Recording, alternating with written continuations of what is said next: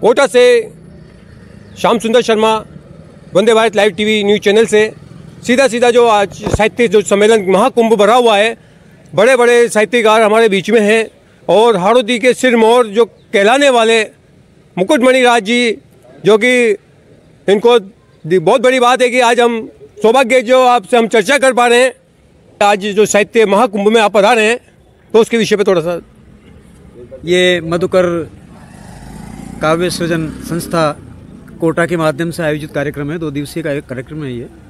इस पर अभी 2 सत्र संपन्न होने जा रहे हैं, जिनमें बाल साहित्य पर विस्तृत चर्चा हुई है। प्रारंभ के सत्र में लघु कथा पे चर्चा हुई है, लघु कथा क्या है और लघु कथा किस तरह से लिखी जाती है, उन सब पे चर्चा हुई। दूसरा सत्र जो है वो राजस्थानी का अभी चल रहा है, जो प्रमोद जी शर्मा जयपुर, उनका क्या नाम है संस्था का, आखर से, जो बहुत प्रसिद्ध संस्था है जिसके माध्यम से वो राजस्थानी भाषा को प्रमोट करने में लगे हुए हैं, वो यहाँ आज मौजूद हैं। तो और ये मधुकर जो संस्था है उसके संस्थापक जेपी मधुकर जी यहाँ विद्यमान हैं। काफ़ी साहित्यकार यहाँ मौजूद हैं, तो वो सारे लग रहे हैं। और जो दूसरा सत्र जो चाल रही है, उस सत्र बार उस पर बाल साहित्य राजस्थानी का बाल साहित्य, राजस्थानी का बाल साहित्य पर अब तो अनुराधा जी और भाई चेतन मालव ने उन पर बहुत अच्छो पर्चो पढ़ो है और वहाँ यह सिद्ध करी है कि राजस्थानी भाषा में, हाड़ौती भाषा में जो बाल साहित्य रच्यो जा रही है, लिख्यो जा रही है, वो कतनो सार्थक है, कतनो सफल है और बच्चा ताई कतना ताई फूल। बाल साहित्य पर हाड़ौती को सौभाग्य है कि यहाँ 2 साहित्यकार CL सांखला और विश्वामित्र दादी, CL सांखला को गद्य पर और विश्वामित्र दादी को पद्य पर बड़े पुरस्कार मिले हैं।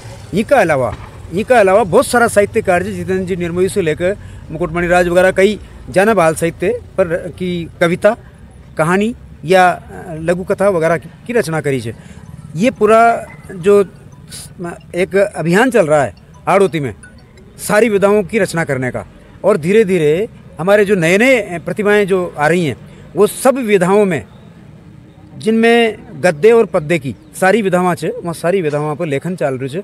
और कोटा को इस समय यदि आप यूँ कहें कि राजस्थानी जो पश्चिमी राजस्थान है, जिनमें मारवाड़, मेवाड़, शेखावाटी क्षेत्र आओ है, वहाँ की टक्कर पर यदि कई साहित्य रचे जा रही है, हिंदी को भी और राजस्थानी को भी, तो वो कोटा या हाड़ौती है ना। और आज कोई जो समारोह चल रही है, वो समारोह बहुत सफल और सार्थक समारोह है।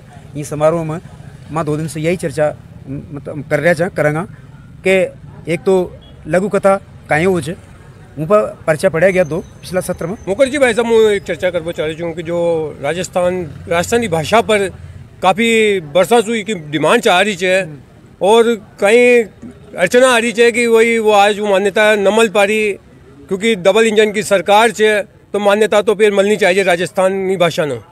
आशीष साहब, सरकार डबल इंजन की हो कि ट्रिपल इंजन की हो, जहाँ तई ड्राइवर की मंशा ना हो ना, चाल बाकी आगे वो कशा भी स्टेशन पर गाड़ी ने पटक दे और यह कह देगा ये में तो खराबी आ गई, तो उनको कोई उपाय कोई ना।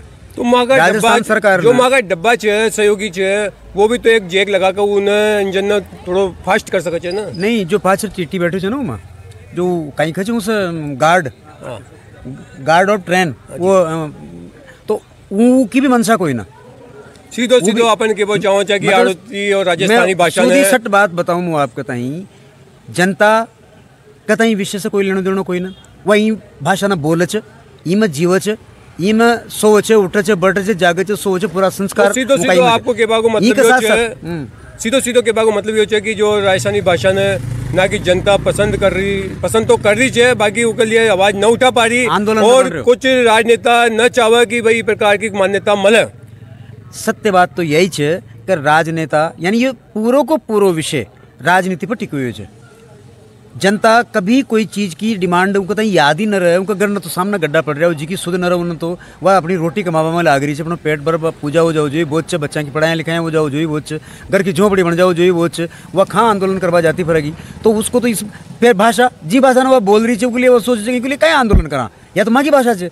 वही बात न समझ रही कि ये भाषा को दूरगामी परिणाम कहीं चाहिए यदि यह भाषा मान्यता के लिए मतलब सरकार सभी प्रदेश में अपनी अपने क्षेत्र की भाषा न मान्यता मिली है और यो एक माँ को दुर्भाग्य हो रहा है राजस्थान यह मान्यता आज तक न मिल पाई राजस्थानी भाषा के लिए। इको वजह कुल मिलार यह है कि माँ केवल साहित्यकार लड़ाई लड़ रही की भागीदारी को नहीं, आम जन की तो है लेकिन नेता की कोई ना, नेता की मंशा कोई ना। देखो मैं आपको बताऊं, राजस्थान दो भाग में शुरू से बटे हुए थे। जब ये राजस्थान बन्यो तब से ही दो भाग में, पश्चिमी राजस्थान और दक्षिण पूर्वी राजस्थान।